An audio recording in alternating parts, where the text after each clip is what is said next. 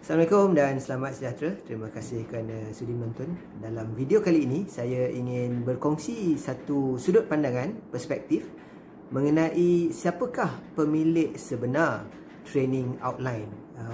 Biasanya, ramai trainer, terutama sekali mereka yang menjalankan business model freelance, menjadi freelance trainer. Biasanya timbul persoalan, siapakah pemilik sebenar atau siapa yang berhak ke atas training outline. Biar saya berikan sedikit gambaran senario yang biasa berlaku dalam pasaran. Pertama sekali, kita sedia maklum bahawa trainer freelance yang menjadi associate ataupun yang bernaung di bawah satu-satu ataupun beberapa syarikat penyedia khidmat latihan. Biasanya syarikat penyedia khidmat latihan atau lebih dikenali dengan ringkasannya TP. TP biasanya minta trainer menyediakan program atau training outline untuk dipropose, diberikan kepada klien untuk dipasarkan. Jadi apabila ada request atau diminta untuk trainer tu menghasilkan training outline, kerap yang terjadi adalah trainer bagi training outline. Lepas tu training provider atau TP pergi keluar memasarkan training program tu, dan kadang-kadang ataupun kerap juga berlaku sebenarnya di mana program tu secara tidak langsung dipunyai oleh TP. Maksudnya training provider tu dia kata you dah create outline ni jadi hak saya secara eksklusif. Okey. Ada beberapa sudut pandangan tentang hal ini, tetapi mari kita lihat dari segi fundamental, dari segi asasnya. Okay. Saya alihkan perhatian sedikit kepada bagaimana situasinya kalau kita sebagai pekerja menghasilkan sesuatu produk atau sesuatu idea atau sesuatu konten untuk syarikat. Sebagai contoh, kita bergaji, kita dibayar gaji. Dan kita sebagai contoh, kita bekerja di syarikat grafik contohnya. Jadi kita graphic designer, kita create satu design, kita dibayar gaji. Jadi siapa pemilik ciptaan atau design itu?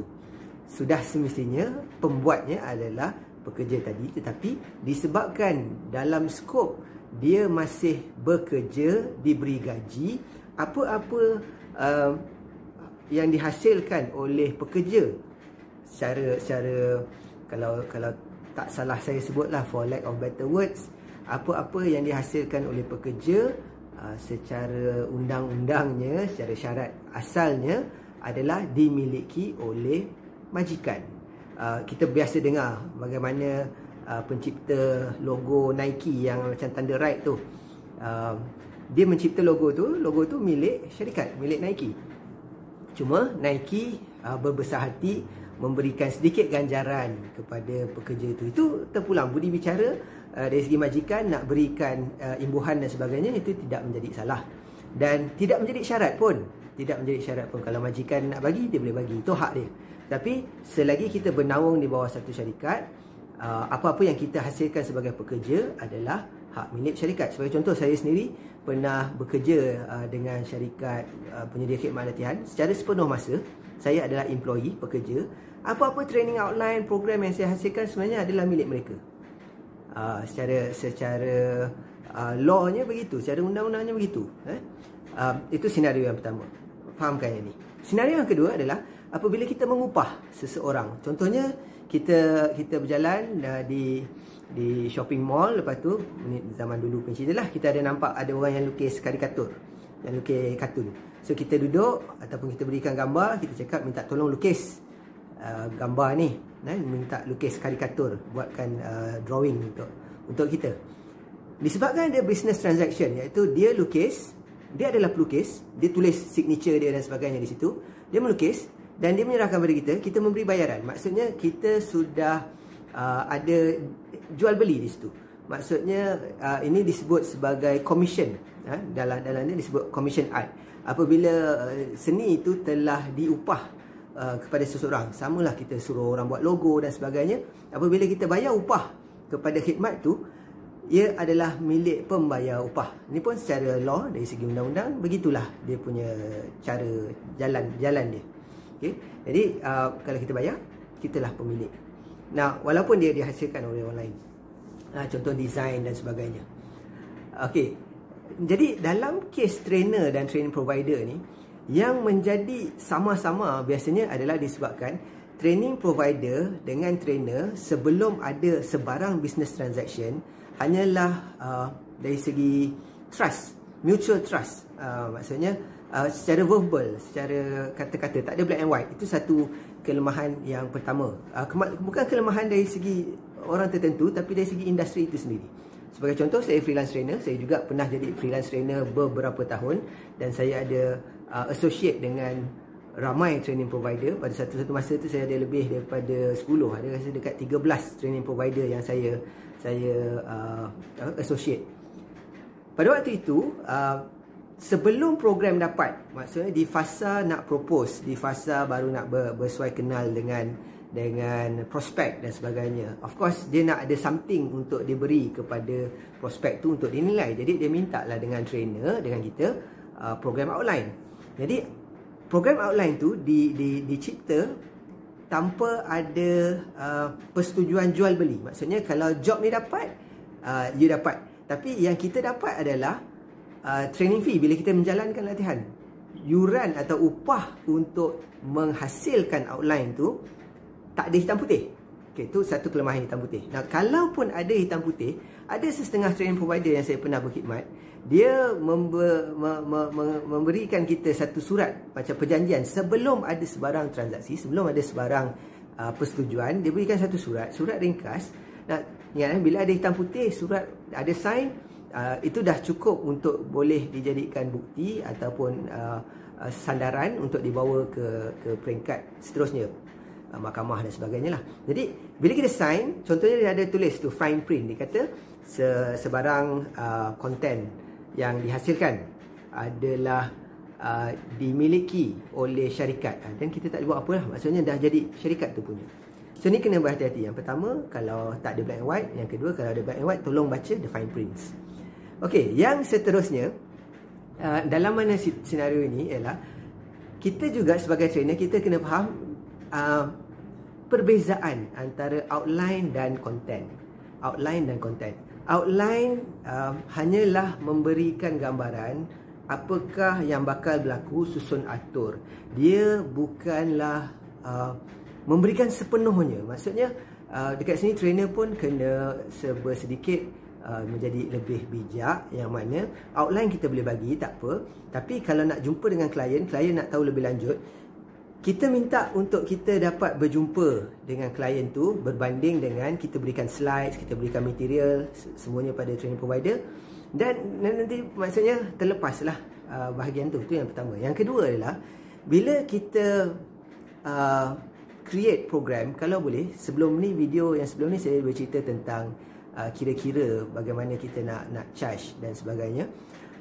Charging tu perlu masuk juga upah kepada penghasilan benda-benda ni. Itu penting. Jadi kita dapat compensation, kita dapatlah sedikit hak kita dari segi itu kalau kita dapat jalankan program. Ini masalahnya bila kita bagi outline, kita tak dapat jalan program. Dan lebih teruk apabila outline tu dipas pada trainer lain untuk trainer tu buat, sebab trainer tu lebih murah dan sebagainya. Ini dari segi integriti pula, ni cerita lain. Tapi poin dekat sini ialah kalau boleh, trainer kena boleh bezakan antara outline. Outline ni tak apalah. Outline ni ibarat macam kalau lagu kan, kita ada 4 chords, ada 4 chord, A minor, C, G dengan D. 4 chord ni, pusing chord mana pun boleh jadi macam-macam lagu. Okey, tapi asalnya 4 chord ni. Sama macam tu, kita bagi outline. Outline ni untuk prospek tu tengok dan tahu, oh ini isi kandungan dia, cukuplah. Apa yang bakal dikeluarkan pada program itu sendiri, kalau boleh, itu hal lain. Itu yang disebut sebagai training content. Training content ini tidak sama dengan outline. Training content, kalau sekali lagi pada surat tu, kalau kita menerima upah untuk develop training content, maka dengan itu kita telah forfeit, kita telah melepaskan hak kita. Ada setengah training provider, saya pun pernah berhadapan dengan training provider seperti ini, dia bagi tahu dalam surat appointment letter dia, bila dia engage kita, okey, outline tu dah dekat dia. Satu hal, bila dia kata okey, program ni confirm, fine line dekat situ adalah dia nak setiap nota, slides perlu ada logo dia dimasukkan. Secara tak langsung, bila kita masukkan logo tu, hak kepada bahan itu telah menjadi hak mereka. Sebab apabila dia macam stamp lah dekat situ, dia dah stamp, dia kata ini logo dia, dekat nota mesti ada, dekat ni semua mesti ada, dan maksudnya itu hak milik dia. Satu lagi masalah adalah apabila kita memberikan bahan-bahan itu untuk di fotokopi, contohnya untuk disediakan oleh penyedia khidmat latihan. Contoh, kita bagi nota, kita minta dia photostat, kita minta dia buat salinan supaya bagi kepada peserta dan sebagainya. Pemberian itu juga sebenarnya secara tak langsung melepaskan hak intellectual property kepada konten tu kepada training provider. Dan ingat apabila dia membayar kita upah untuk menjalankan, walaupun program tu dijalankan sekali, dia membayar kita upah, apa yang kita hasilkan dalam skop, sama macam pelukis, sama macam pekerja tadi, apa yang telah dihasilkan dalam skop itu telah pun dikompensate dengan bayaran, walaupun kita minta bayaran RM1. Jadi dekat sini trainer kena bijak, berhati-hati, dan juga perlu peka. Now, satu lagi isu yang terakhir, perspektif yang terakhir adalah apabila kita terlalu takut, kita terlalu khawatir, bimbang, yang menyebabkan kita tak nak keluarkan outline, kita sorok, kita simpan semuanya secret, semua rahsia, dah confirm baru boleh bagi dan sebagainya. Bila kita berdegil ke arah ni, satu masalah dia ialah apabila orang tidak tahu benda itu wujud, macam mana orang nak tahu kita pun wujud? Maksudnya dekat ni, kalau kita menghasilkan outline tu sebagus mana sekalipun, tapi kalau dia tersimpan di sini, orang tak tahu. Sama macam video ni, kalau orang tak tahu video ni wujud, benda tu lebih kurang tak ada. Dan bila benda tu tak ada, macam mana orang nak tahu kita ada menjalankan latihan itu, khidmat tu? Jadi dekat sini perlu juga ada sedikit balancing, di mana kita memberikan konten sebagai preview atau memberikan konten sebagai mukadimah, atau memberikan ruang untuk orang faham apa yang kita buat, apa yang kita boleh lakukan. Dan dari situ, insyaAllah, harapan dia ialah orang akan engage kita untuk full program. Jadi dekat sini, jangan terlalu risaukan orang ciplak, sedangkan kita tidak membuka ruang. Maksudnya, no risk, no risk, no return. Ada risk sikit.